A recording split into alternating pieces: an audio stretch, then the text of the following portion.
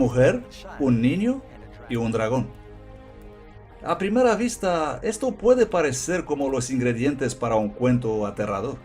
De hecho, las escenas alarmantes que acabamos de presenciar son parte de una verdadera y potente profecía dada al apóstol Juan hace casi 2000 años. ¿Qué nos dice esta profecía encontrada en el libro de la Revelación capítulo 12? ¿Señala algún evento que sucedió hace miles de años?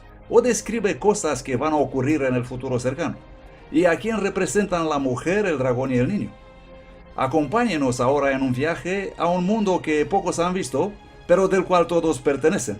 La revelación, la novia, la bestia y Babilonia.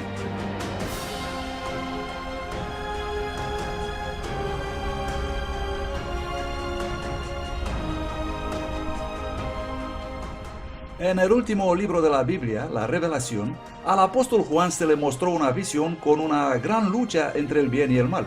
La profecía sobre una batalla que se ha intensificado detrás de las escenas desde el amanecer del tiempo. Los secretos detrás de esta profecía han sido envueltos en misterio por siglos, hasta ahora. Desde los reinos y los gobernantes que han caído en todo el mundo hasta los hombres y mujeres que se levantaron para luchar por sus creencias, esta es la historia del cristianismo, la búsqueda de la verdad y la fundación de la fe de miles de millones de personas. Y apareció en el cielo una gran señal, una mujer vestida del sol y la luna debajo de sus pies, y sobre su cabeza una corona de 12 estrellas. Y estando embarazada, clamaba con dolores de parto y angustia por dar a luz. Y el dragón se paró delante de la mujer que estaba para dar a luz, a fin de devorar a su hijo tan pronto como naciese. Muchos eruditos bíblicos e historiadores han estudiado esta profecía a través de los años y están de acuerdo que la profecía de la Revelación 12 apunta hacia un evento conocido como la matanza de los inocentes, que se produjo en el primer siglo en Judea. En las décadas anteriores al nacimiento de Cristo, el Imperio Romano había conquistado a todo el mundo mediterráneo, incluyendo Judea, y en varios puntos de la historia hubo diferentes gobernadores allí. 20 años antes que Jesús naciera, tenemos al rey Herodes, un rey vasallo de Roma. Tenemos documentos sobre él, extra bíblicos, que nos dice que él era muy cruel, que fue capaz de matar a sus propios hijos, era tan despiadado que no quería saberle cerca de ti. Herodes estuvo muy preocupado cuando una pequeña delegación de sabios del este vinieron a Jerusalén anunciando su búsqueda del recién nacido rey de los judíos. ¿Por qué estaba furioso Herodes? Porque rey de los judíos era el título que el Imperio Romano le ofreció a Herodes. Él preguntó a sus astrólogos ¿hace cuánto es posible que haya nacido ese niño? Ellos determinaron que probablemente habían pasado 2 años como máximo desde el nacimiento del niño, tal vez menos. Herodes se entera de los fariseos y los saduceos dónde exactamente debía nacer el niño, y se entera que se trataba de Belén. Y temió perder su trono, y estaba tan furioso contra ese niño que envió a los soldados intentando matar a Jesús.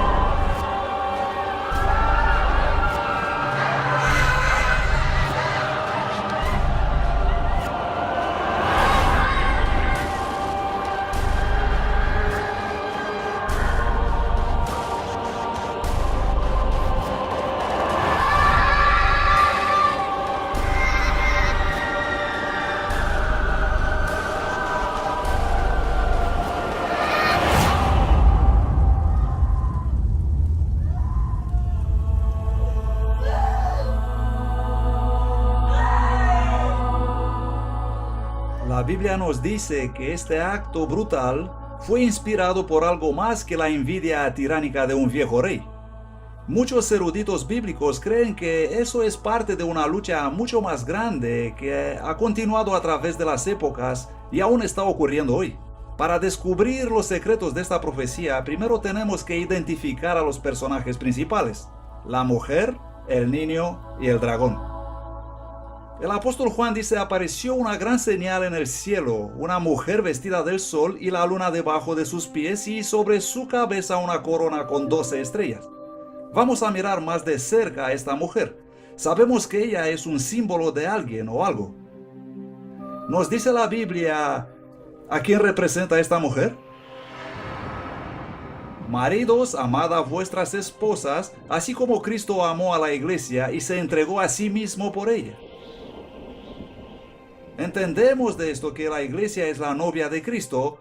No solo es la novia de Cristo, pero en cierto sentido, puesto que el hombre no odia a su propia carne, la iglesia es el cuerpo de Jesús.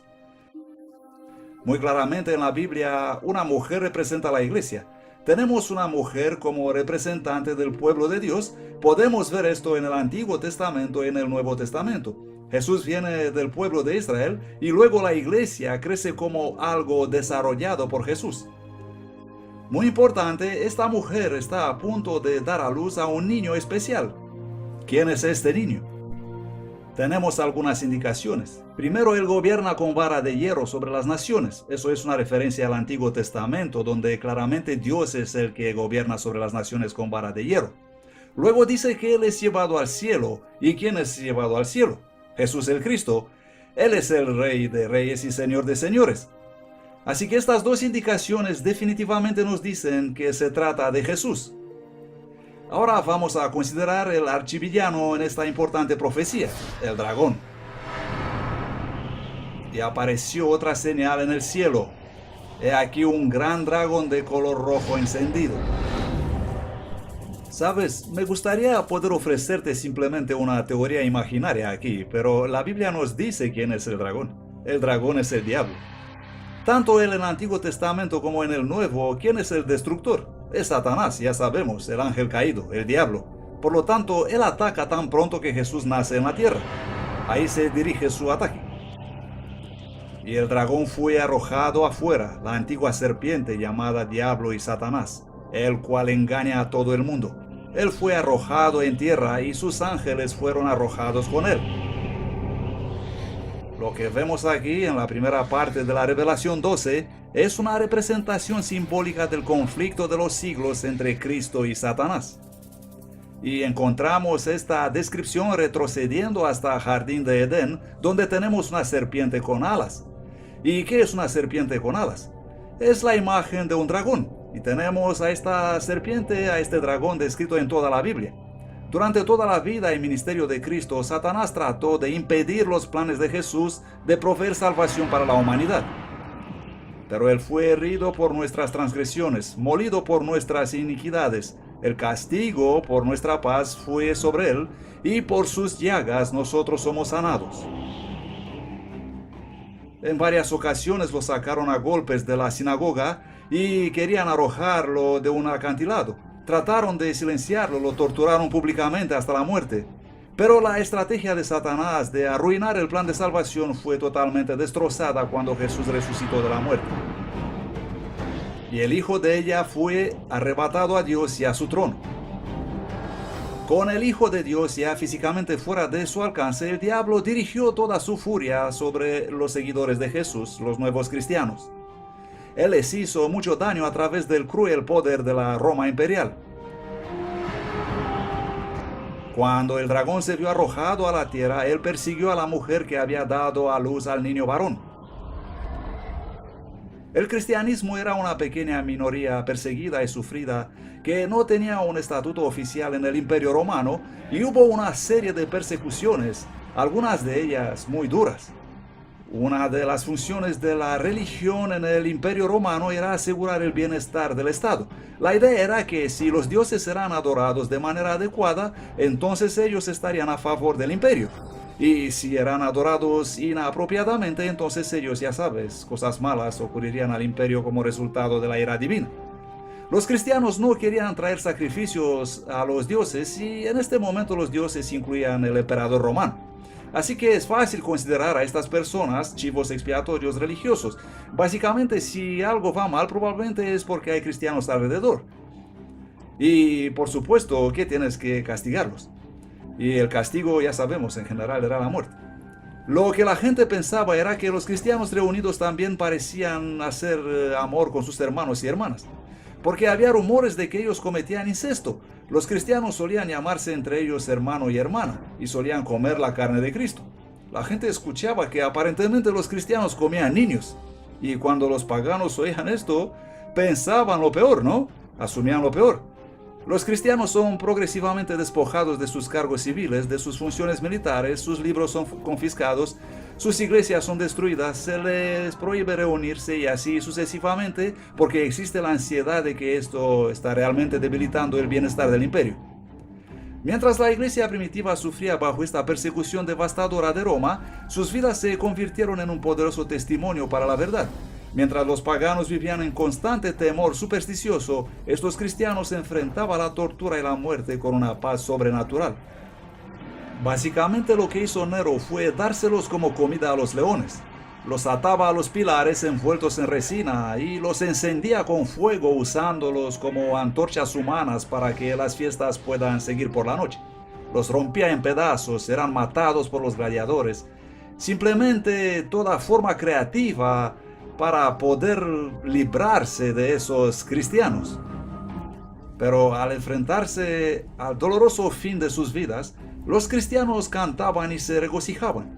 Mientras miles de ellos pagaban el máximo precio por su fe, sus oraciones de moribundos y su sangre se convirtieron prácticamente en semillas para la nueva iglesia. La gente estaba tan cautivada por la manera de morir de estos cristianos que inmediatamente la reacción es: ponme en la lista. Así que los cristianos se propagaron como la pólvora. Cuanto más los mataban, más resistían por su fe. Es verdad y creo que se debe enfatizar que la iglesia temprana se propagaba a pesar de ser el objeto de la opresión de los poderosos emperadores extremadamente autocráticos, quienes se posicionaron firmemente en contra de los cristianos y sin embargo la iglesia primaria sobrevive. Tertuliano argumenta que siempre que algo va mal, cada vez que hay una hambruna o cuando hay una peste, una epidemia destructiva, todos dicen los cristianos a los leones. Y luego dice con sarcasmo, como si muchos podrían ser alimento de tan pocos. Y lo que quiere decir es, no puedes destruirnos a todos. Durante este tiempo de crecimiento exponencial, los cristianos en todo el imperio romano estuvieron muy literalmente en underground, bajo la tierra. Este laberinto de túneles y cámaras debajo de las ciudades romanas se conocen como las catacumbas. Es importante comprender qué son las catacumbas. Primero, muchas personas se imaginan que son cuevas naturales bajo Roma y los cristianos simplemente se metieron en ellas. Pero las catacumbas, casi sin excepción, no son cuevas naturales. Ellas fueron excavadas por los cristianos. Los cristianos hicieron todos estos laberintos subterráneos. A veces los servicios religiosos se celebraban ahí, justo al lado de las tumbas de los mártires. En segundo lugar, es que el mismo hecho de enterrar a sus muertos es enormemente significativo. Los cristianos creen en una resurrección del cuerpo.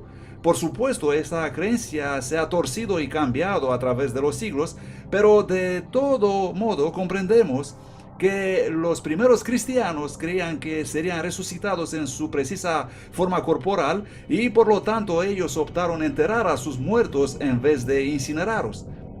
Y entonces si alguien te ve enterrando a tus muertos, especialmente en momentos cuando existen intensas olas de persecución, era como decirle a la policía, ven a investigarme, es posible que soy un cristiano. En el año 306 después de Cristo, un nuevo emperador romano llegó al poder y las cosas empezaron a cambiar rápidamente. Constantino el Grande fue un hábil líder militar y un político astuto. Constantino tuvo que llevar una serie de guerras civiles para lograr su objetivo político de convertirse en emperador. Y ese es su propio objetivo personal y político y no tiene nada que ver con el cristianismo. Él marchó desde Galia, la actual Francia, donde estaba su sede, para enfrentar a su rival Magencio en Italia. Constantino marcha desde el norte y tienes que pensar que hasta Italia hay un largo camino. Él gana una batalla tras otra. Mientras marchaba con su ejército, una noche tuvo un sueño donde Dios vino a él y le dijo: te vas a convertir en un cristiano y pondrás esta señal en tu escudo y vencerás. Poco después de eso, él tuvo otra visión que la historia nos dice que fue vista por su ejército también, no solamente por Constantino. Él miró hacia arriba y vio una cruz brillante encima del sol y las palabras griegas: en tu túnica, con esto vencerás. El cuento de que había tenido este sueño aparece en una etapa relativamente temprana y es descrita por Eusebio. Existen diferentes fuentes, pero parece que Constantino dice: he tenido este encuentro divino y un ángel me ha dicho que por la señal de la cruz voy a vencer. Constantino mandó a sus tropas a adornar sus escudos con el símbolo de la cruz. Su oponente entonces sale de la ciudad para enfrentarse al invasor Constantino y su ejército, que estaba ahora bastante entrenado, ya que habían ganado varias victorias en el camino desde el norte, desde Milano hasta Roma. Magencio cruza el río por el puente Milvio y tiene a Constantino y su ejército enfrente, y el río y la ciudad detrás de él. No es la mejor situación en que puedes estar. Si no puedes derrotar el ejército invasor, no hay dónde retirarte. Por lo tanto, pierde la batalla. Así que para Constantino, quien ciertamente no es todavía un cristiano, esto es algo poderoso porque él mismo cree que el Dios cristiano me ha dado la victoria. El Dios cristiano es más poderoso que estas otras deidades. Constantino hizo el símbolo de la cruz parte de las banderas imperiales y continuó luchando bajo ese símbolo y ganó. Y siendo un buen emperador romano, seguro habrá pensado: si tengo el símbolo de la cruz, estoy en el camino correcto. Así que si eres un pagano y simplemente alguien que está confundido acerca de la religión, tienes este choque de deidades. ¿Y quién llega a estar en la cima? El Dios cristiano. Puedes sacar tus propias conclusiones. Gradualmente, el sentimiento nacional contra el cristianismo comenzó a invertirse. Durante el reinado del Constantino, los cristianos pasaron de ser una secta perseguida a tener abiertamente posiciones de influencia en los tribunales y palacios de reyes y gobernadores. Así que una gran parte de la élite, acostumbrados a dirigir las cosas, se convirtieron automáticamente en obispos locales, etc. Ya sabes, se convirtieron al cristianismo. No era tan grande el salto, porque la mayoría de ellos, de todos modos, creían en un ser divino supremo que tenía diferentes representaciones. Si querías avanzar en el ejército o en la administración pública imperial, tenías todos los incentivos para convertirte en un cristiano, porque todas las personas en la cúpula son cristianos. Así que ya sabes, si querías avanzar en la alta jerarquía, ya sea en el servicio militar, civil o en la corte, la gente se convertía en cristianos. Eso se volvió muy atractivo debido al edicto de tolerancia de Constantino. Constantino puede justificadamente reclamar el título de grande porque condujo la historia del mundo en un nuevo camino e hizo el cristianismo, que hasta entonces había sufrido una sangrienta persecución, la religión del Estado. Y así, mientras gente de todo el Imperio Romano entraba en la iglesia cristiana, traían con ellos muchos de sus antiguas creencias y prácticas paganas. Ahora que al cristianismo se le había dado el estatus de religión completamente legal, posteriormente se volvió muy atractivo para las nuevas generaciones y para muchísimos miembros de la cúpula jerárquica. Ahora el porcentaje de los cristianos en esa élite creció y decreció dramáticamente el número de los oponentes al cristianismo. Ese fue prácticamente el verdadero cambio. Entonces fue cuando el cristianismo se convirtió realmente en el cristianismo que conocemos hoy, porque ahora la gente que conduce el espectáculo son cristianos. Con el tiempo, los líderes de la iglesia comenzaron a adoptar vestiduras majestuosas y extravagantes ceremonias que pertenecían a las religiones paganas, y en lugar de los simples mandamientos de Dios, comenzaron a enseñar supersticiones y tradiciones de hombres. Ahora, en lugar de que la iglesia cristiana convirtiera al mundo pagano, los paganos se estaban convirtiendo a la iglesia. Hay un tren saliendo del primer siglo representado por los documentos que tenemos en el Nuevo Testamento, que demuestran una especie de conformación de la iglesia allí, entrando en este largo y oscuro túnel en el siglo II y saliendo otra vez en el siglo IV. Pero el tren que sale ahora en el siglo IV es tan diferente al tren de la iglesia que había entrando en el túnel que clamas asombrado, ¿qué es lo que pasó? En el año 391 después de Cristo, por orden del emperador Teodosio I, el cristianismo se convirtió en la religión oficial de Roma. La adoración en los templos paganos fue ilegalizada y todas las otras prácticas religiosas suspendidas. Intentas cristianizar un imperio, intentas cristianizar una cultura pagana. Entonces, si solamente tienes templos paganos, les pones una cruz encima y los transformas en basílica.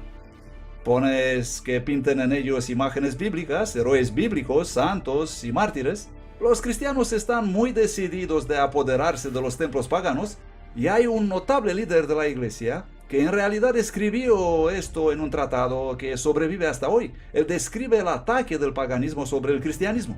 Y parte de esa evidencia es cuando escribe: vuestros mismos lugares de adoración son ahora lugares de adoración cristianos. Nos hemos apoderado de ellos, los hemos limpiado de idolatría, los hemos santificado y los hemos hecho lugares donde es adorado el único Dios verdadero. ¿Qué evidencia más clara queréis que vuestro sistema de creencia es falso? ¿Dónde están vuestros dioses y permitieron que esto ocurra? Así que los cristianos deliberadamente en aquel momento y muy planificado como estrategia tomaron no solamente los templos paganos, sino los rituales e ideas, y ellos pensaron socavarlos para avanzar en la causa de expandir el cristianismo. Lo que no sabemos es hasta dónde llegaron de verdad con este pensamiento, si dijeron hasta qué punto es legítimo hacer eso y en qué momento quizás empezamos a tomar otras ideas.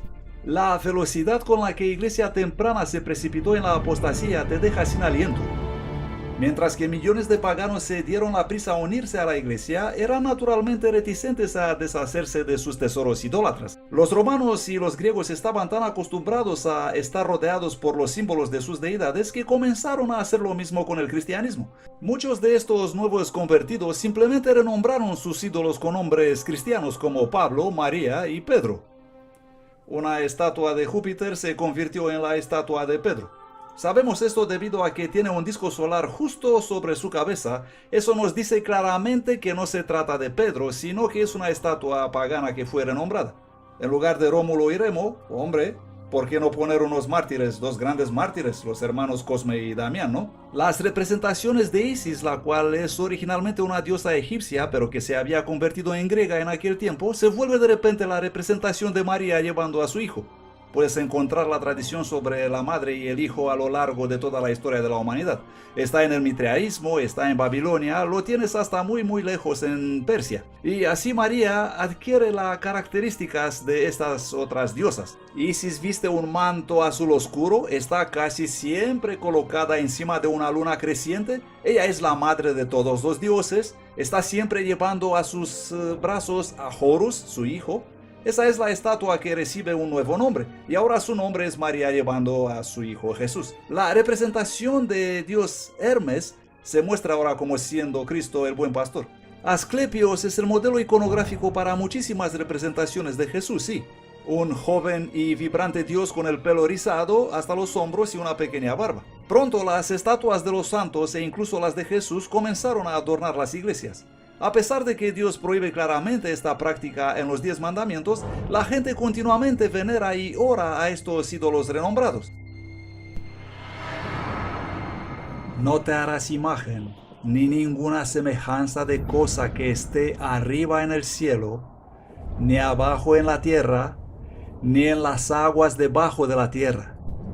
No te inclinarás a ellas, ni las honrarás. Relacionado con este último punto está la veneración de María, la madre de Jesús. Mientras es cierto que María fue una mujer fiel y muy honrada de ser su madre, las escrituras no enseñan en absoluto que ella debe ser divinizada o adorada. María siempre había sido importante en la historia cristiana antigua, pero en la época de la Edad Media ella fue elevada hasta llegar a ser vista prácticamente como una divinidad. Se llegó a considerar a Virgen María como la que intercede a favor de los seres humanos delante de su supremamente virtuoso y sentencioso y censurador hijo. Una creencia muy extraña, pero es así como se ve ahora la religión. La Biblia no venera a María como un santo especial. Ella es descrita como una mujer pura y piadosa, usada por Dios para dar a luz a Mesías.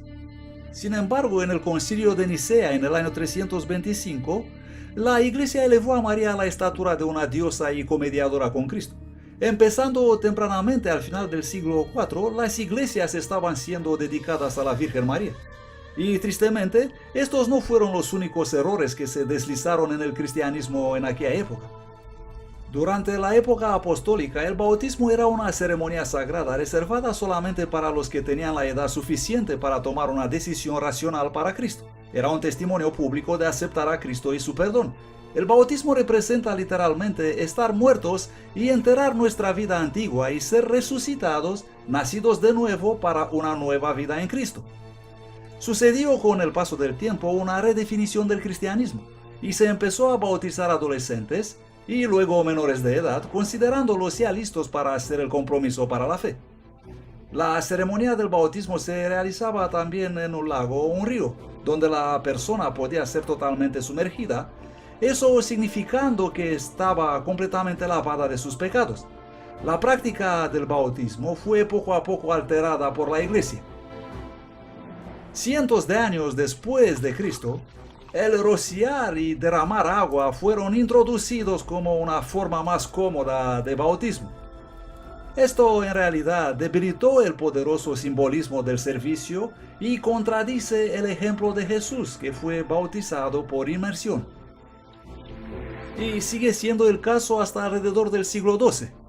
Pues en el siglo XII es el tiempo cuando los teólogos están realmente reexaminando la doctrina cristiana y llegan a la conclusión que el pecado original, el pecado que toda la humanidad tiene como resultado de la desobediencia en el jardín de Edén, existe en el alma desde el momento del nacimiento. Era un concepto antibíblico que un niño podría pecar muy pronto después de su nacimiento y por lo tanto si pecaba estaba en peligro de ir al infierno y arder para siempre en el infierno. Así que la única manera de cuidarlo era bautizarlo. Y tenía que ser bautizado en la iglesia. Si no era miembro de la iglesia, era en vano. Así que los teólogos dijeron, tenemos que empezar a bautizar bebés inmediatamente, tan rápido como sea posible después de su nacimiento. Eso por si acaso mueren. Y por supuesto, en aquel tiempo la tasa de mortalidad era muy alta y muchos bebés morían. Otra verdad cristiana que fue alterada por la influencia pagana fue la Cena del Señor. Jesús instituyó el servicio de comunión, también conocido por algunos como la Eucaristía, a ser una hermosa pero sencilla ceremonia donde sus seguidores deberían beber vino no fermentado y comer pan sin levadura. Esos símbolos del cuerpo y la sangre sin pecado de Jesús están diseñados para ayudar a los creyentes a recordar el sacrificio y las enseñanzas de Cristo. Sin duda, el más importante rito de los cristianos de la Edad Media era la Eucaristía o la Santa Comunión, o como lo llamaron más tarde, la misa. Hombres y mujeres se congregan y toman el sacramento, celebran lo que nosotros llamaríamos la comunión, tomar el cuerpo y la sangre de Jesucristo. Pero de nuevo, bajo la influencia de los rituales paganos, todo el servicio de la comunión fue gradualmente cambiado por los líderes de la iglesia en un ceremonial místico. En este nuevo ritual se utiliza vino fermentado y el sacerdote supuestamente tiene el poder de transformar el pan y el vino en el verdadero cuerpo y la sangre real de Cristo. Eso se llama la transubstanciación. La idea de que un sacerdote transforma la Eucaristía en el cuerpo y la sangre de Cristo mediante la pronunciación de la fórmula Hoc est enim corpus meum. Este es mi cuerpo. Ellos afirman que estas palabras son poderosas y tienen la propiedad de transformar la naturaleza del vino y del pan en el cuerpo y la sangre de Jesucristo resucitado. Hasta el punto que más tarde dicen, nosotros creamos a Dios pronunciando estas palabras de mistagógica. En esencia, lo que decían que ocurre en el altar era que el pan se transforma en cuerpo y que el vino se transforma en sangre. Pero al parecer siguen siendo pan y vino. Esta ofrenda del sacrificio en la Eucaristía, este sacrificio de alabanza, esta comida de comunión, ahora se convierte no en un recuerdo del sacrificio de Cristo, sino sacrificio en sí, y es lo que da la salvación. Ellos creen y enseñan que en la misa Jesucristo en la persona del sacerdote sacrifica a Cristo, a Dios el Padre, y de esta forma obtiene el bien. Gana un quantum de santidad que luego la iglesia puede ofrecer a los que asisten a la misa. Porque las personas creen que al participar a la misa están haciendo algo bueno que era ofrecido a Dios. Existe un racionamiento teológico de que cuanto más haces eso, mejor. En el año 1415 después de Cristo, en el concilio de Constanza, líderes de la iglesia decretaron que solo los sacerdotes podían beber el vino y que los feligreses solo recibían el pan. Sin embargo, la Biblia dice claramente que cuando Jesús estableció el servicio de la comunión, todos los presentes bebieron del vino. Unos 300 años después de Cristo, la iglesia comenzó a desviarse de otro de los 10 mandamientos. Se trata del cuarto mandamiento, que requiere que los creyentes recuerden el séptimo día de la semana como siendo el día de reposo de Dios, el sábado divino. Recuerda el día sábado para guardarlo santo. 6 días trabajarás y harás toda tu obra, pero el séptimo día es el sábado de Jehová tu Dios. En el Imperio Romano el judaísmo era una religión antigua y las religiones antiguas eran respetadas. Cuando los judíos siguieron luchando contra Roma, lo que solía ser una especie de paraguas de seguridad para el judaísmo se convirtió en un pararrayos para el cristianismo. Los cristianos empezaron a negar el judaísmo, los judíos los perseguían y así que los cristianos empezaron a distanciarse de los judíos. Líderes de la iglesia comenzaron a devaluar el sábado del séptimo día de los 10 mandamientos y preferir el domingo romano que era más popular. Algunos cristianos erróneamente pensaron que debían ayunar el sábado, pero que era mejor celebrar el domingo. Eso es lo que hacían los paganos, ayunar el sábado y festejar el domingo. No es un concepto judío porque los judíos ayunaban el viernes y festejaban el sábado. Era simplemente lo que algunos cristianos pensaban. Por lo tanto, si tienes que ayunar en un día y en otro día puedes festejar, puedes adivinar cuál día será más popular, ¿no? Y Cristo es resucitado en un domingo y existe una tendencia muy natural de gozar y celebrar eso. Hay una tercera razón que es la influencia del culto al sol que se cuela en la iglesia. Y cuando el culto al sol empieza a deslizarse en la iglesia, Constantino puede hacer uso de eso para conducir la iglesia a la exaltación del domingo, el día del sol, como siendo el día cuando la gente debería adorar. Este alejamiento gradual de la ley de Dios con el paso del tiempo se hizo tan ampliamente aceptada que la mayoría de las personas son sorprendidas al enterarse que la observancia del domingo no tiene ningún fundamento en la Biblia. En el año 313, Constantino publicó el Edicto de Milán estableciendo el domingo como día de descanso. La ley dominical del emperador no tenía nada que ver con el cristianismo. En realidad era para honrar al dios del sol greco-romano llamado Helios o Apolo. El emperador Constantino se había convertido supuestamente al cristianismo, pero mantenía también su adoración al dios Sol. Él cambió el día de adoración del sábado del séptimo día, que obviamente pertenecía a la tradición judía, al sábado del primer día, el día del dios Sol, el domingo. Y desde entonces los cristianos, una gran parte de ellos, la mayoría, guardaron como día de adoración el día del sol en vez del día del sábado. Esto es claro en otro edicto de Constantino decretado en el año 321 después de Cristo, cuando el emperador ordenó: en el venerable día del sol, los magistrados y la gente que reside en las ciudades descansen, y todos los talleres sean cerrados. Notemos que en el edicto se usa la palabra sol, S-O-L. También existe registro de que Constantino hizo una ley para todo el imperio de que el domingo debería ser guardado como día de descanso. Por supuesto, este cambio no se infiltró en la iglesia de repente. La historia nos dice que por décadas el sábado del séptimo día, junto con el domingo, fueron los dos observados como días santos. La iglesia primaria claramente guardaba el sábado judío en los tiempos de los apóstoles. Pero desde los mediados hasta el fin del tercer siglo, eso fue en gran parte abandonado o estaba en proceso de ser abandonado. A los inicios del cuarto siglo, en muchas partes del Imperio Romano, los cristianos están generalmente adorando el domingo. Muchos cristianos durante este periodo de tiempo guardaban el sábado y luego el domingo tenían un ceremonial recordando la resurrección, después del cual iban a sus trabajos habituales.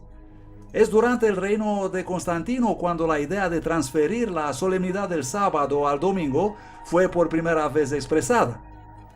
Siglos antes, el profeta Daniel había predicho que se levantará un poder religioso que pensará cambiar los tiempos y las leyes. En medio de los 10 mandamientos existe únicamente una ley que es también un tiempo: el sábado. La doctrina del fuego infernal fue también distorsionada por la mitología pagana. En el libro de la Revelación, la Biblia enseña que después del gran día del juicio, los perdidos serán arrojados en un lago de fuego. En aquel momento, cada persona es castigada de acuerdo a lo que merece.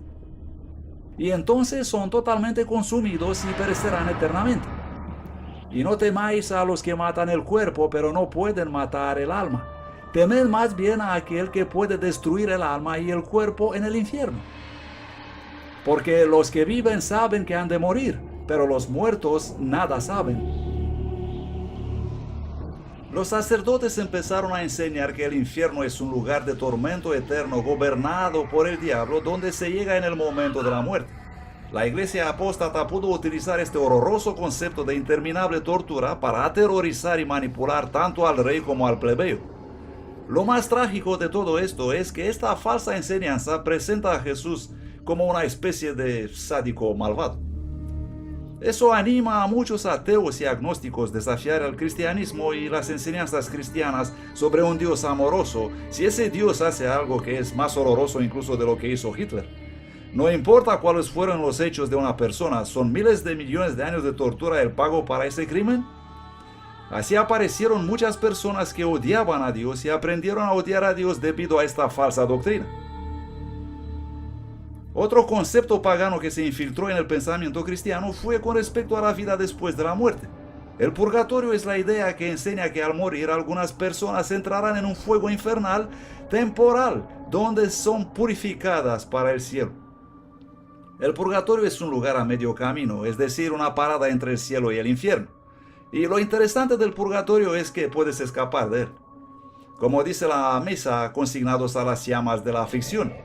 Está lleno de bichos, está lleno de olores sulfúricos. Puede que es un poco mejor que el infierno, pero tampoco es un día al campo.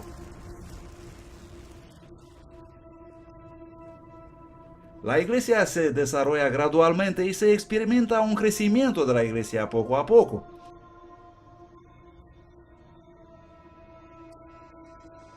La idea es que todo el que muere con sus obras de penitencia incompletas probablemente tendrá que pagarlas en algún lugar de sufrimiento post-mortem.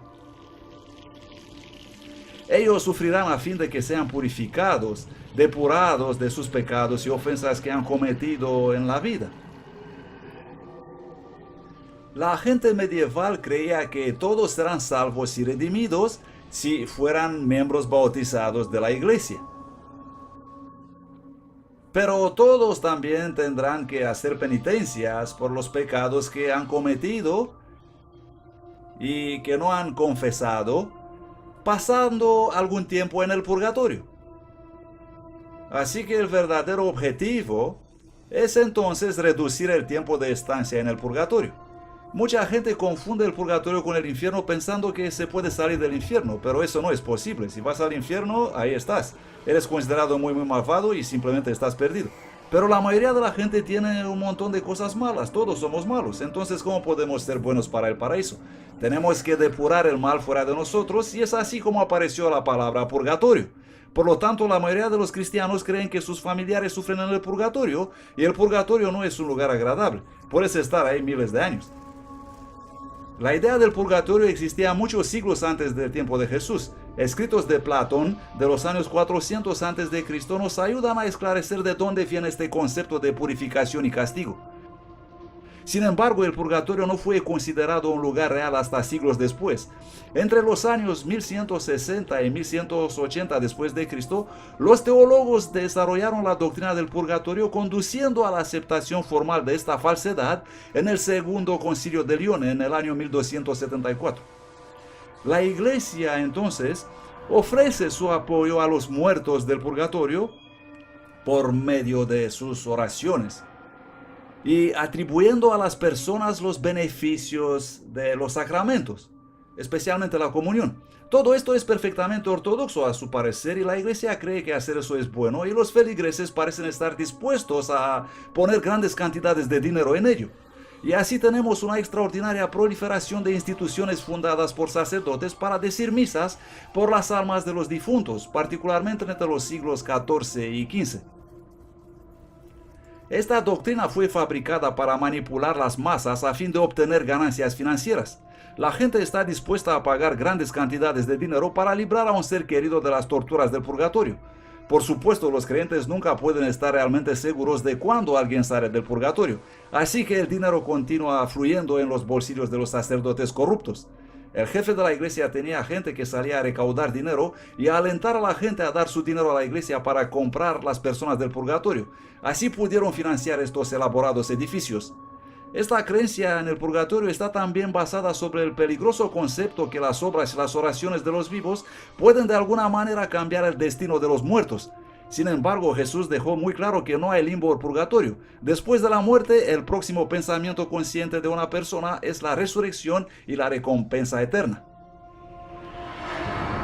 No os maravilléis de esto, porque viene la hora cuando todos los que están en los sepulcros oirán su voz y saldrán, los que hayan hecho bien a una resurrección de vida y los que hayan hecho el mal a una resurrección de condenación.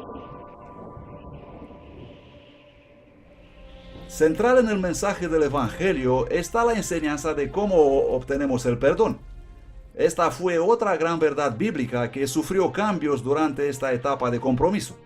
Se enseñó que si una persona deseaba ser perdonada, él o ella debían primero confesar sus pecados a un sacerdote mediante un rito llamado el sacramento de la penitencia, más comúnmente conocido como la confesión. Así que para compensar nuestra bondad insuficiente y nuestras verdaderas acciones equivocadas, debemos todos, tanto laicos como clero, todos debemos confesar nuestros pecados por lo menos una vez al año y preferentemente más a menudo que eso a un sacerdote. Este fue un desarrollo negativo en muchos puntos. En primer lugar, no se enseña eso en ninguna parte de la Biblia. En segundo lugar, pone a un hombre mortal en lugar de Cristo y hace de Dios algo muy distante y separado de la gente normal y corriente. Y por supuesto, al mismo tiempo, coloca al sacerdote en la infame posición de conocer todos los hechos malvados de sus feligreses. Cuando alguien va a un sacerdote en la Edad Media, se producen en realidad tres cosas a través de la confesión de una persona.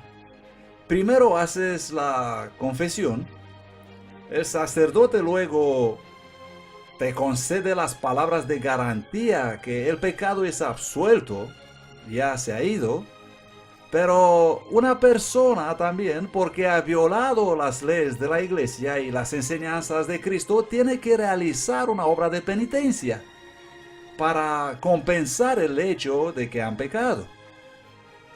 La Biblia enseña que la humanidad no puede hacer nada para salvarse. Por eso vino Jesús a este mundo. Las Escrituras enseñan que nuestra salvación depende enteramente en confiar en Dios por misericordia y gracia que no merecemos. Es un magnífico regalo que nunca puede ser ganado por nuestros esfuerzos o buenas obras. Incluso la obediencia de Dios viene por medio del don de su gracia. La doctrina de salvación por la fe del Nuevo Testamento es ampliamente enseñada y comprendida hoy, pero durante la oscuridad de la Edad Media fue muy fácil convencer a las masas analfabetas que tenían que realizar buenas obras para ganar el favor de Dios. A la gente se les enseñaba que un pecador, a fin de obtener alguna esperanza de apaciguar a Dios, él o ella necesitaban pagar grandes sumas de dinero, realizar dolorosos actos de penitencia o hacer alguna cansada peregrinación. Esto a menudo incluía una obligación de recitar ciertas oraciones una y otra vez como requisito para obtener el perdón. 40 Ave Marías, 10 Padres Nuestros y poner una moneda en el cajón de las colectas. Para las religiones paganas del mundo, la idea de oraciones o cantos repetitivos no era nada nuevo. Se creía que se podía apaciguar o influenciar a los dioses con el constante eco de las oraciones o al usar palabras mágicas especiales. Jesús nos advirtió claramente en contra de esta forma de oración. Y cuando oréis, no uséis vanas repeticiones como hacen los paganos, porque ellos piensan que serán oídos debido a sus muchas palabras. Los corruptos líderes de la iglesia sabían que para mantener un poder duradero sobre el pueblo de Dios, tendrían que separarlos de la única cosa que puede exponer sus engaños: las Sagradas Escrituras. La Biblia no fue inicialmente negada a la gente, era accesible. Pero con el tiempo, cuando la gente empezó a notar diferencias, ellos desafiaron el clero. Así que fue el interés de la iglesia, con el paso del tiempo, no dejar la Biblia disponible para el pueblo. Solamente los sacerdotes pueden interpretar las escrituras, porque ellos combinan las escrituras con la tradición, y la tradición interpreta la Biblia. Y los únicos que entendían esta larga tradición eran los sacerdotes. Ellos podían leer las escrituras. Muchos del pueblo común ni siquiera sabían leer. Y los sacerdotes querían estar seguros que se interpreta la Biblia en una forma que armonice con su tradición. Así que desde el V siglo hasta el siglo XV, 1000 años de historia, fue enseñado y aceptado que solo los líderes religiosos estaban suficientemente calificados para explicar los textos sagrados. Al hombre común se le dijo que nunca podía esperar comprender las escrituras sin la asistencia de un sacerdote. Con este engaño mortal, los laicos de la iglesia fueron mantenidos en la oscuridad e ignorancia. Mientras tanto, la iglesia visible, una vez el baluarte de la verdad bíblica, se degradó a una organización política corrupta envuelta en ceremonias espiritistas. No es para extrañarse que este periodo de tiempo de deterioro cultural, económico y espiritual es conocido como la Edad Oscura o el oscurantismo. Es trágico como en tan solo pocos siglos la maravillosa luz que había estado encendida mediante la brillante novia de Cristo fue eclipsada por las tradiciones paganas. Ahora una mujer muy diferente surgió para ocupar su lugar. Y vi una mujer sentada sobre una bestia escarlata llena de nombres de blasfemia y que tenía 7 cabezas y 10 cuernos. Y la mujer estaba vestida de púrpura y de escarlata y adornada con oro, piedras preciosas y perlas, y tenía en su mano un cáliz de oro lleno de abominaciones y de la suciedad de su fornicación, y en su frente un nombre escrito: Misterio, Babilonia la Grande, la madre de las rameras y de las abominaciones de la tierra. Y vi a la mujer embriagada con la sangre de los santos y con la sangre de los mártires de Jesús. Y cuando la vi, quedé maravillado con gran asombro. En la Revelación capítulo 17, Juan ve a una mujer descrita en un modo totalmente distinto de la mujer pura de la Revelación 12. ¿Quién es esta nueva ramera sanguinaria y qué hay sobre la extraña bestia que ella está montando? Si no estás sentado, este sería un buen momento que lo hagas. Puedes encontrar lo que estás a punto de escuchar bastante impactante. Solamente existe un imperio, una iglesia, una sola institución en el mundo que reúne los criterios de esta profecía: la Iglesia Romano-Católica. Esto no significa que todas las personas de esta religión son malas, engañosas o perdidas. Muchos católicos son personas muy amables y han hecho una buena cantidad de bien a lo largo de la historia. Este asunto trata en realidad con una lucha mucho mayor entre poderes espirituales e instituciones combatiendo sobre la verdad de la Biblia. Pero ahora necesitamos quitar el velo y realmente observar muy atentos los hechos. En el libro de la Revelación, capítulo 17, versículo 1, observamos que esta mujer está sentada sobre muchas aguas. Afortunadamente, el ángel nos explica el significado de este símbolo en el versículo 15. Luego él me dijo: las aguas que viste, donde se sienta la ramera, son pueblos, multitudes, naciones y lenguas. Así que la mujer reina en una civilización densamente poblada.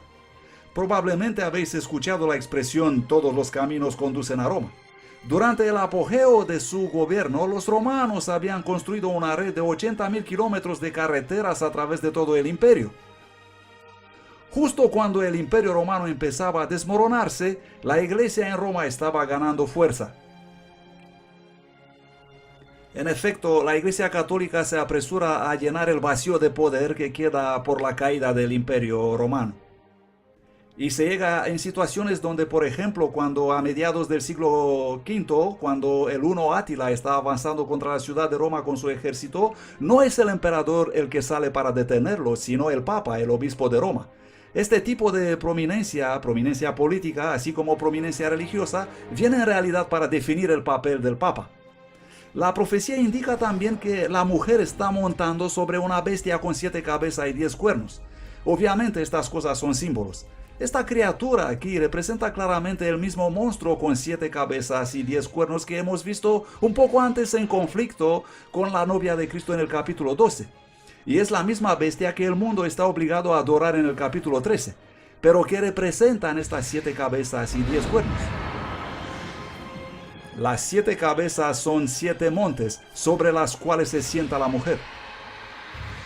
Los 10 cuernos que has visto son 10 reyes.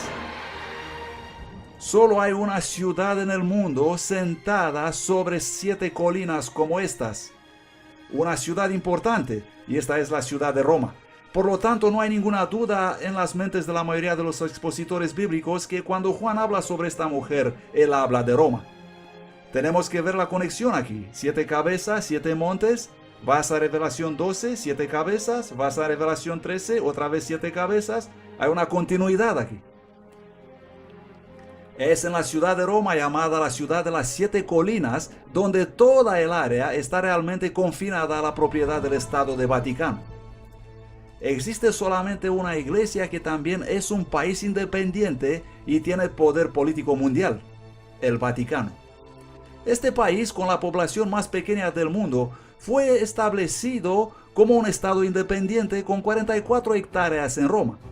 Detrás de los muros de la ciudad del Vaticano hay menos de 1000 personas que viven en este pequeño país gobernado por el Papa, que tiene poder ejecutivo, legislativo y judicial absoluto. Embajadores de todo el mundo se reúnen con el Papa y sus representantes buscando la influencia y orientación de este poder religioso internacional. Hasta las Naciones Unidas se reunieron para escuchar al Papa. Cuando el Imperio Romano del Occidente cayó, su territorio fue fragmentado en 10 divisiones principales. Los 10 cuernos representan a los 10 reyes o reinos formados por la división final de la Roma imperial. Los 10 cuernos son la descripción de Roma que se dividió en 10 reinos más pequeños. A lo largo de la historia, el catolicismo ha dominado muchos reinos. Tenemos la iglesia cabalgando sobre un poder político. ¿Comprenden? Porque la mujer cabalga sobre la bestia. Y del mismo modo, por muchos siglos la iglesia estuvo en control. Tenemos una unión entre la iglesia y el Estado. Los nombres de blasfemia son otro elemento clave en esta profecía que apunta directamente a la iglesia romano-católica. Nosotros ocupamos en esta tierra el lugar de Dios Altísimo. Esto pone a un hombre mortal en la posición de Dios y es como consecuencia la definición exacta de blasfemia. No se pretende con esto cuestionar la sinceridad de ningún papa en modo específico, pero la profecía está señalando la función que él tiene y la institución que se representa. Y también la mujer está vestida de colores únicos. Ella viste colores específicos que se mencionan aquí, que ya no es el blanco. Ahora tenemos colores específicos que representan con mucha claridad dos cosas, la realeza y la prostitución. Y colores específicos que podemos ver apareciendo en la iglesia cristiana histórica más tarde. Son los colores de los sacerdotes de la iglesia cristiana histórica. Estos no eran solamente los colores principales de los césares romanos, pero según la Enciclopedia Católica, púrpura es el color oficial de los obispos y escarlata de los cardenales. Además de los colores escarlata y púrpura, vemos que esta ramera o esta iglesia corrupta posee vastas riquezas minerales. Cuando uno considera sus innumerables tesoros artísticos de oro, plata y perlas, la iglesia romano-católica es con gran ventaja la institución religiosa más rica del mundo. Cada año turistas de todo el mundo vienen para ver la fastuosa opulencia de la iglesia romana. Otra característica inquietante de esta mujer se encuentra en el versículo 6. Vi a la mujer embriagada con la sangre de los santos y con la sangre de los mártires de Jesús. La historia revela que la iglesia romana fue el peor opresor de los cristianos y judíos a través de los siglos. De hecho, los historiadores señalan que más de 50 millones de mártires fueron víctimas de la terrible Inquisición y las persecuciones de la iglesia de Roma. Así que lo que tenemos aquí es una profecía que dice que esa iglesia corrupta entablaría una increíble persecución, y eso es exactamente lo que ocurrió. Y la iglesia comenzó un proceso legal, un sistema legal conocido como la Inquisición, para interrogar a estas personas y para forzar el mayor número posible de ellos a retractar y abandonar sus ideas, y obligar a los líderes de los movimientos anticorrupción no divulgar sus enseñanzas. El mayor número de asesinatos que se ha registrado jamás ocurrió cuando la iglesia persiguió a los que no estaban de acuerdo con sus falsas enseñanzas, y este estado de cosas y de represión continúa a lo largo de la Edad Media. Así que esta mujer o iglesia es un poder perseguidor que oprime a los verdaderos seguidores de Cristo. Vamos a conocer a algunos de los valientes que arriesgaron sus vidas hablando en contra de las corrosivas influencias paganas y por compartir la palabra de Dios en este tiempo de oscuridad espiritual. El pueblo que andaba en tinieblas vio gran luz. Los que moraban en tierra de sombra de muerte, luz resplandeció sobre ellos. Viviendo en Lyon, Francia, hubo un joven que alteraría el curso de la historia cristiana. Pierre Valdo, también conocido como Valdés. Un joven comerciante muy rico y educado tuvo una experiencia que le cambió la vida. Un amigo joven de Valdo murió repentinamente. Dándose cuenta de la brevedad de la vida y la vanidad de los tesoros mundanos, Valdo toma la firme decisión de abandonar todo por Cristo. Él dio sus riquezas a los pobres y se convirtió en un predicador itinerante. Valdo enseñaba que la Biblia debe entenderse literalmente y proclamada liberamente a todos los pueblos en su propio idioma. Animaba a los creyentes a vivir vidas de sencillez y modestia y al mismo tiempo denunciaba valientemente los abusos de los sacerdotes. Por el año 1170, Pedro Valdo había reunido un gran número de seguidores que eran llamados los pobres de Lyon o los valdenses. Pedro Valdo es considerado por los eruditos convencionales como el fundador de los valdenses, un grupo de creyentes en la Biblia que vivían en Francia e Italia. Él era un creyente católico quien fue inspirado por la predicación de la iglesia primaria. Él instruyó un grupo de predicadores que viajaban enseñando el evangelio y hablaba en contra de la transubstanciación y la misa, aunque también había entonces algunos valdenses que iban a la misa y asistían a esa adoración falsa. Una vez que los inquisidores oficialmente entrenados aparecieron por Europa, ellos empezaron a encontrar personas llamadas valdenses, seguidores de Valdo, por todas partes.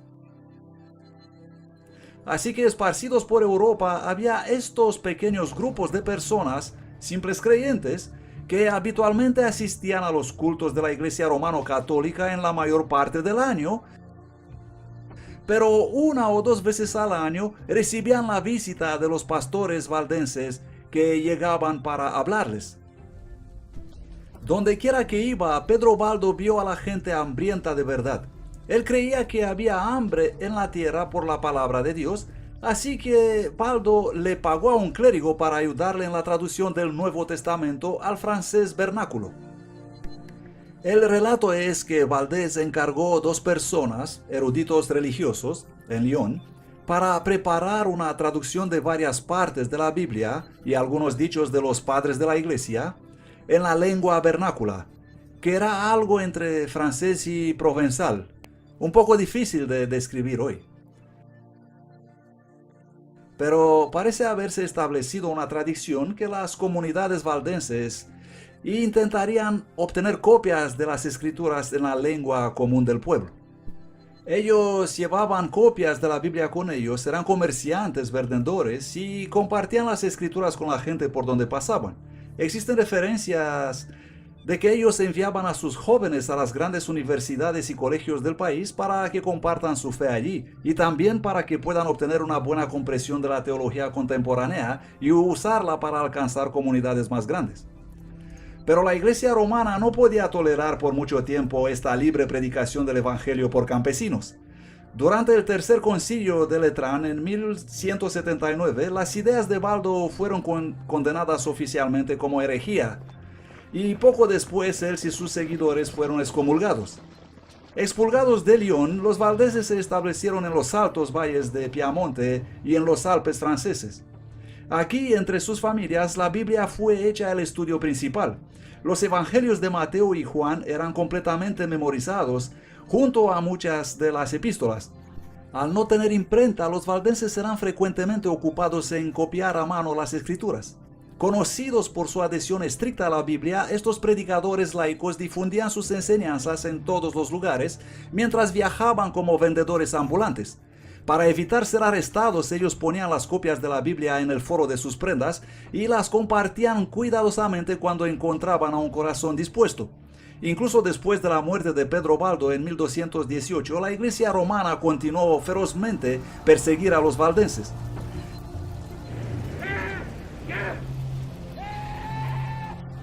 Durante siglos, muchos fueron juzgados y condenados a muerte en varios países europeos.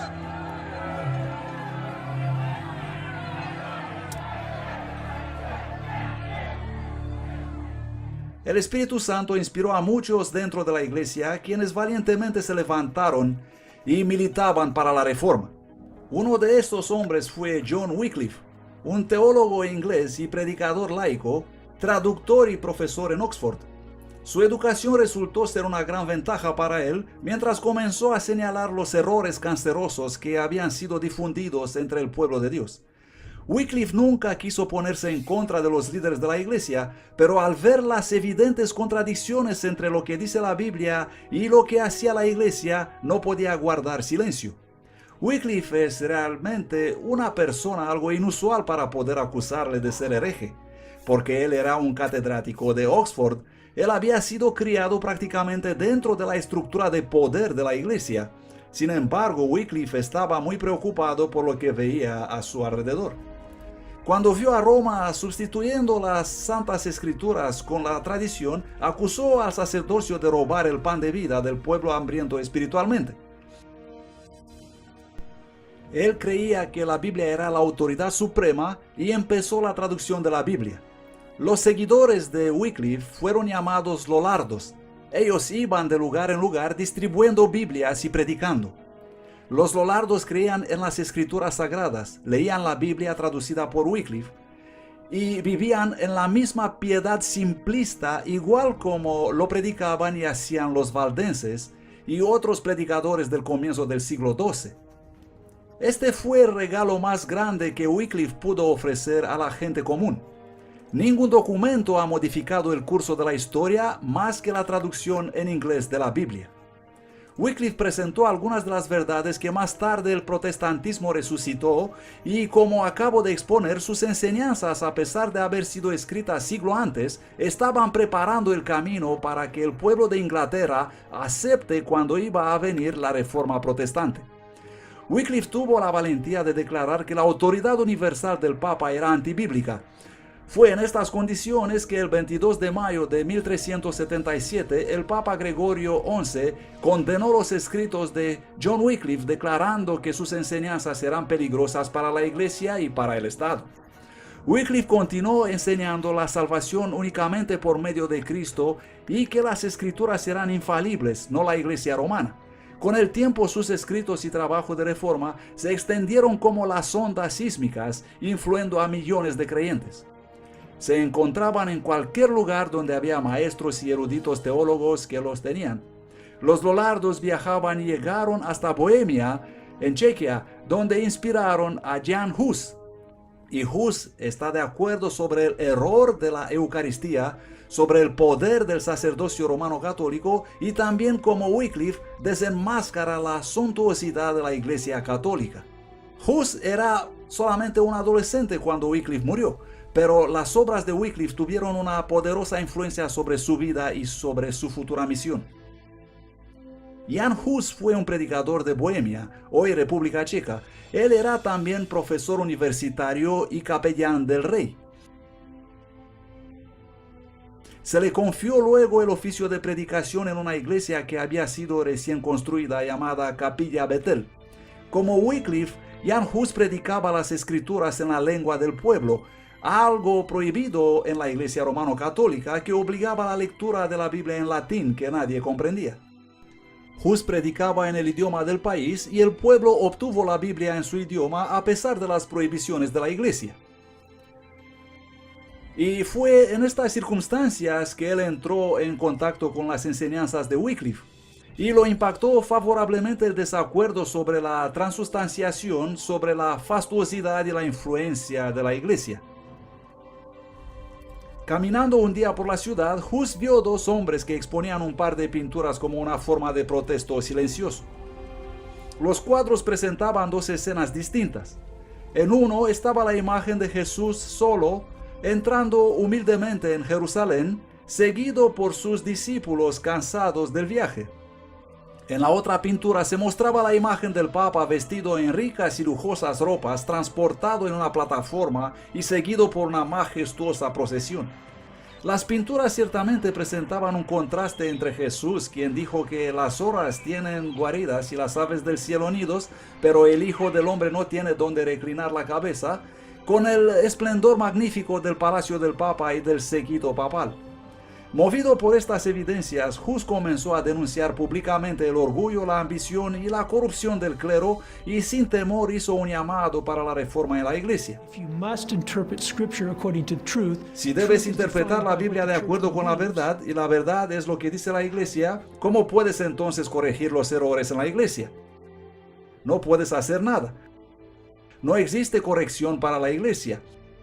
Y ese es el fundamento del error, que permite a la Iglesia Católica empezar con los errores y seguir con los errores.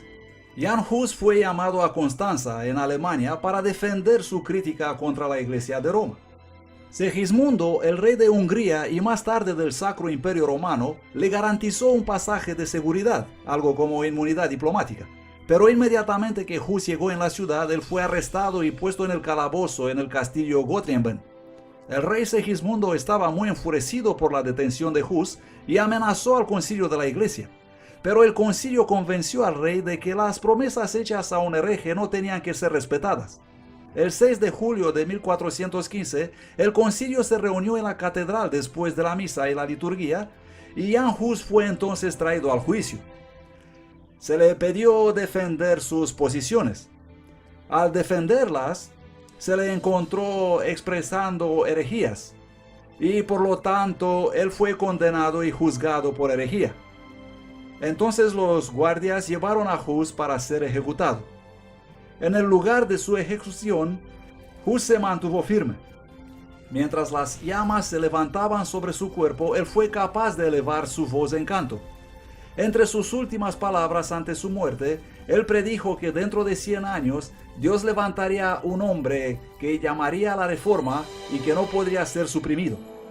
Criado en un humilde hogar de Mansfeld, Alemania, Martín Lutero, teólogo, autor, compositor y sacerdote católico, fue sin duda el más conocido reformador religioso del siglo XVI. Lutero nació el 10 de noviembre de 1483, unos 70 años después del martirio de Jan Hus. Nacido en una familia trabajadora de clase media, con varios hermanos y hermanas, Lutero desarrolló un firme carácter y personalidad. La familia Lutero parece haber sido, en cierta medida, una familia de grandes triunfadores. Los padres eran muy estrictos, de acuerdo con los relatos posteriores de Lutero. Eran muy estrictos con el joven Martín y ciertamente vieron que el camino a seguir para su hijo era mediante la educación. En su juventud él fue instruido para ser abogado. Sin embargo, una experiencia dramática cambió para siempre el curso de su vida. Lutero es atrapado en una tormenta y teme por su vida. Está fuera, teme no ser alcanzado por algún rayo. Los relámpagos caen delante de él, detrás de él y en ambos lados de él. Y entonces, en terror, él clama y promete que si un santo lo va a salvar, se convertirá en un monje. Llamó a la Santa Ana y a otros santos por las causas perdidas. Santa Ana, líbrame y me convertiré en un monje. Y cumplió su palabra. A pesar de las furiosas protestas de su padre, Lutero abandonó sus estudios de derecho, vendió sus libros y entró en el monasterio agustino de Erfurt, donde se dedicó totalmente a la vida monástica. Siguiendo su desesperado anhelo por la salvación, él practicaba frecuentes ayunos, largas horas de oración y una vida austera y un sinfín de confesiones. Más tarde él declaró: si alguien podría ganar el cielo como monje, entonces yo de verdad estaría entre ellos. Lutero encontró ahí un anciano confesor que percibió que Martín tenía un alma particularmente sensible, y ese viejo sacerdote se dio cuenta que Lutero debía enseñar la Biblia. Por lo tanto, Martín Lutero se convirtió simultáneamente en profesor de teología, predicador en la iglesia de la localidad y miembro de la comunidad religiosa de la Casa de los Agustinos. Hacía prácticamente 3 oficios. En Wittenberg él aprendió a estudiar la Biblia en los idiomas originales de la misma. Pronto Lutero empezó a compartir libremente las verdades que estaba aprendiendo en sus estudios y los oyentes estaban encantados. En el año 1510, Lutero hizo una peregrinación para visitar la sede de la iglesia en la santa ciudad de Roma. Se enfermó al presenciar la terrible avaricia y maldad que vio a todos los niveles del clero. Su gran expectativa de la ciudad santa fue aplastada mientras contemplaba el estilo de vida decadente de los monjes y sacerdotes. Eso estaba en fuerte contraste con su vida piadosa de Alemania, pero la más inquietante revelación de Lutero estaba todavía por venir.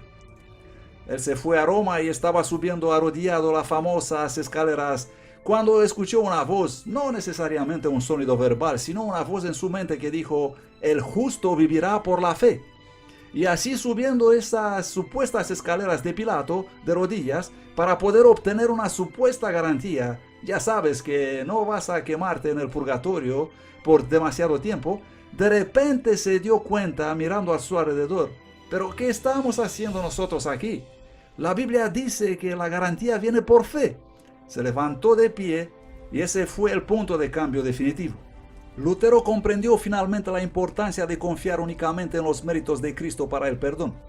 Al regresar de Roma en 1512, Lutero fue galardonado con el doctorado en la divinidad de la Universidad de Wittenberg y comenzó a predicar valientemente a la gente que los cristianos no deben aceptar ninguna doctrina a menos que viniera de la Biblia.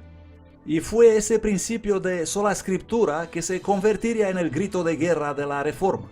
En una serie de 3 tratados en 1520, Lutero presenta el concepto que ahora, debido a que la tradición de la iglesia se ha vuelto tan corrompida por los inventos humanos, es cuando la iglesia solo debe seguir el testimonio de las escrituras. Este es el hilo conductor en la historia que describe la decadencia de la iglesia, cuando el pueblo perdió la Biblia y la capacidad de leer la Biblia por sí mismos, y cuando existía una barrera entre ellos y la Biblia, y entre ellos y Cristo, y luego como comenzó a recuperarse cuando Martín Lutero y sus colegas decidieron que la Biblia es realmente la única autoridad. Sola escritura, toda escritura, prima escritura. Únicamente la Biblia entera y la Biblia ante todo, y así empezaron a corregir sus errores. En aquellos días Roma estaba preparando la construcción de la magnífica nueva Basílica de San Pedro. La iglesia envió a John Tetzel, un fraile dominico, a Alemania para vender indulgencias a fin de recaudar los fondos necesarios para la catedral. La iglesia cree no solo que sus servicios y ofrendas pueden ayudar a los muertos, sino también que el jefe de la iglesia, el Papa, puede mediante la superabundancia de gracia acumulada que está en posesión de la iglesia, simplemente declarar que las sanciones de los que mueren en pecado sean anuladas. Es eso lo que se llama una indulgencia. La indulgencia completa, plenaria, absuelve a la persona de todos los pecados que habrá cometido hasta ese momento y así te hace evitar, de acuerdo a la enseñanza de la Iglesia Católica, el purgatorio e ir directamente al cielo. Al final de la Edad Media, la iglesia tiene claro en su cabeza que puede decir a la gente que si quieres hacer una ofrenda a la iglesia te dará una indulgencia conforme a tu ofrenda para ti o para tus muertos, parientes, familiares, amigos, tus seres queridos. Y esos seres queridos escaparán de los sufrimientos del purgatorio, supuestamente de manera inmediata. Eso se convirtió entre los siglos XIII y XIV en una creencia muy popular y la gente clamaba por indulgencias. Cuando Lutero supo que sus feligreses compraban indulgencias, estuvo muy indignado. Cuando la gente vino a él a canjear sus indulgencias, él se negó rotundamente a validarlas. Lutero les declaró que lo que realmente necesitaban hacer era arrepentirse sinceramente y abandonar sus pecados. Este fue el primer problema que forzó a Lutero a entrar en guerra con su amada iglesia. El 31 de octubre de 1517, Lutero clavó su famosa protesta en las puertas de la antigua iglesia de Wittenberg. ¿Qué son las famosas 95 tesis que Lutero clavó en la iglesia del castillo de Wittenberg? Es una invitación académica a un debate. Escribes 95 tesis de declaración y básicamente estás diciendo, estas son mis propuestas. Y por supuesto son más fuertemente redactadas de lo que te puedes imaginar, porque es un tema de debate, un asunto de una así llamada disputa. Las 95 tesis son simplemente una serie de 95 propuestas mediante cuales Lutero intenta provocar un debate universitario. Y esta es una cuestión absolutamente normal en la práctica académica medieval. Así que Lutero se involucra en un muy restringido ejercicio académico, algo como publicar hoy una revista académica. Yo, como historiador, no estoy realmente esperando que mucha gente lea esto, simplemente te estás dirigiendo a un círculo muy reducido de personas. Por lo tanto, los toma y los clava en las puertas de la iglesia del castillo de Wittenberg, porque ese es el lugar tradicional para publicar invitaciones a las disputas académicas. Así que él no esperaba nada fuera de común como resultado a su acción. Pero eso atrajo la atención de muchas personas, incluyendo a los papas. De su punto de vista, Lutero no promovía nada que fuera hostil a la iglesia. Él estaba convencido que está promoviendo cosas que la iglesia recibirá con alegría. Y de hecho, si nos remontamos a los padres de la iglesia, incluyendo a Agustín, podemos encontrar muchas cosas en sus escritos de acuerdo con las ideas de Lutero. Así que Lutero en realidad espera, ya sabes, que la gente diga, ¡oh, genial! Gracias por señalar esas cosas. Lo cual era un poco ingenuo, pero quizá eso es lo que se espera de un académico. Él no estaba tratando de crear otro movimiento, sino absolutamente el contrario. Pero en realidad, por supuesto, fue que la iglesia no recibió alegre lo que Lutero tenía que decir. Y fue publicada una bula papal, y eso es una especie de declaración que condenaba a Lutero y a sus escritos diciendo que deberían ser arrojados al fuego. La bula llegó a Wittenberg, pero en vez de que los escritos de Lutero sean arrojados al fuego, Lutero congregó una gran multitud de gente en la ciudad y arrojó la bula papal en el fuego. Y hubo la incineración de esa bula papal, y por supuesto eso fue lanzar el guante. La provocación había sido enviada, respondida. Y entonces cuando Lutero dijo, bien, si tú me condenas a mí, yo te voy a condenar a ti. Porque él creía que este es realmente un asunto sobre la verdad, y si la iglesia estaba condenando la verdad bíblica, entonces la iglesia en realidad debía ser el anticristo. Y él así la nombró, y por supuesto cuando llamas a alguien anticristo, es bastante difícil llegar a un consenso y compromiso con él. Entonces el emperador alemán organizó una audiencia y todos los príncipes y sacerdotes importantes fueron reunidos para una histórica asamblea en un lugar llamado Worms. Aquí había representantes de todos los diferentes príncipes, nobles y ciudades libres del imperio. Y Lutero va creyendo que tendrá la oportunidad para debatir. Pero la iglesia sabe que Lutero es un brillante expositor y por supuesto no le darán ninguna oportunidad para hablar.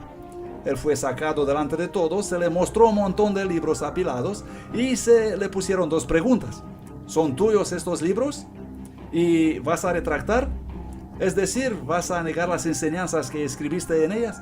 Pero Lutero no respondió inmediatamente. Él dijo, sí, estos son mis libros, pero hay muchas cosas escritas en ellos y necesito algo de tiempo para meditar en eso.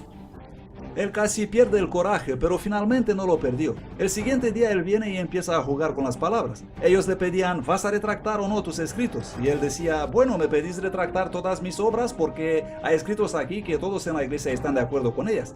Y empezó a crear un debate. Pero no lo dejaron. Ellos decían, no, tú solamente tienes que retractar esto, ¿vas a retractar o no? Es un momento heroico, especialmente porque en cuanto a Lutero, él estaba seguro que eso iba a conducir a su muerte.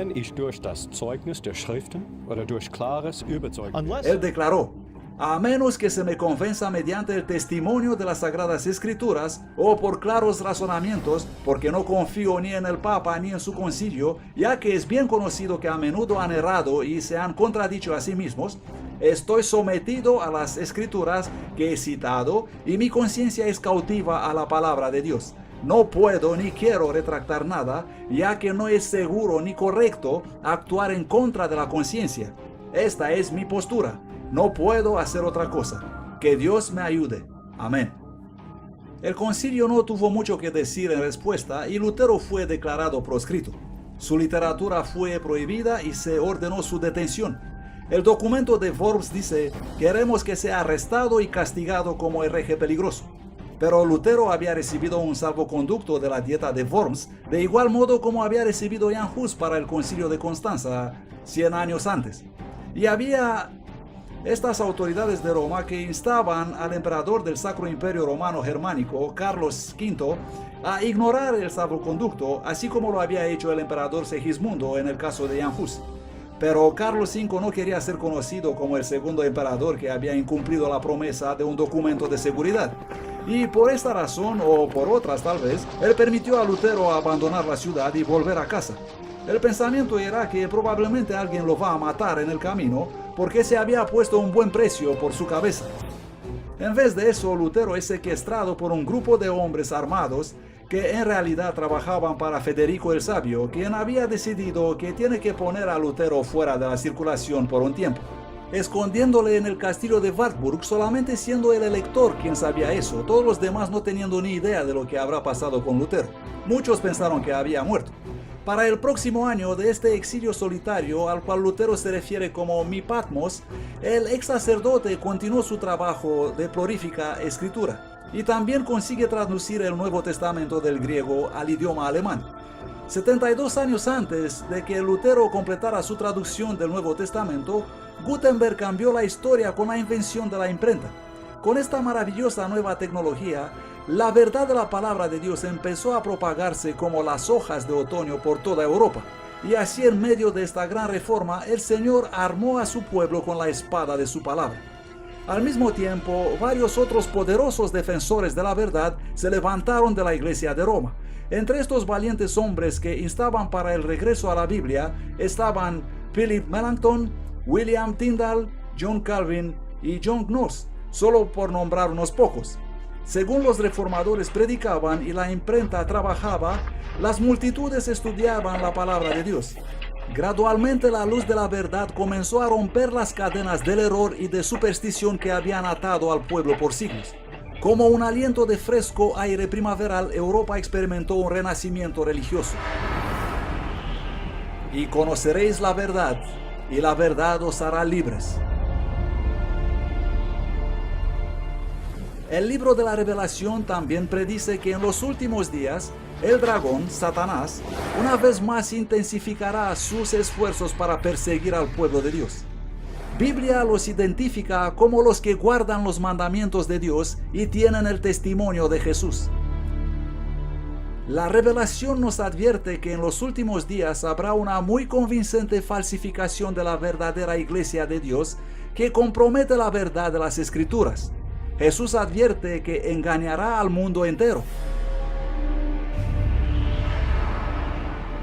Porque se levantarán falsos cristos y falsos profetas, y mostrarán señales y milagros para engañar, si fuese posible, aún a los elegidos. Poco después de este engaño final, Cristo volverá. Él vendrá por una iglesia que ha sido purificada de todas las falsas tradiciones y paganismo. Será una iglesia que exige un "así dice Jehová" por cada doctrina que sostiene. Jesús también dijo que cuando Él volverá, el mundo estará absorto en egoísmo, violencia y maldad. Y oiréis de guerras y rumores de guerras, porque se levantará nación contra nación, y habrá hambres y pestilencias y terremotos en varios lugares. El amor de muchos se enfriará, y entonces vendrá el fin. Esta guerra espiritual ha sido propagada a través de los siglos y está claro que la profecía se está cumpliendo rápidamente. Mientras la batalla se intensifica, todos nos enfrentamos a una elección. Elegid hoy a quién habéis de servir. Amigos, acabamos de ver cómo la gloriosa luz de la Iglesia de Dios fue ensombrecida y distorsionada mediante la influencia de la mitología y el paganismo. También hemos visto cómo los primeros cristianos fueron gradualmente seducidos para adoptar rituales y tradiciones paganas en lugar de las verdades bíblicas. Pero luego Dios levantó a hombres y mujeres fieles para resistir a los errores de un imperio entero. Ahora la historia se repite. Pronto todos se unirán o a la novia de Cristo o seguirán la bestia de Babilonia. ¿Dónde estarás tú? La Biblia es clara. Las evidencias son irrefutables. La decisión es finalmente tuya.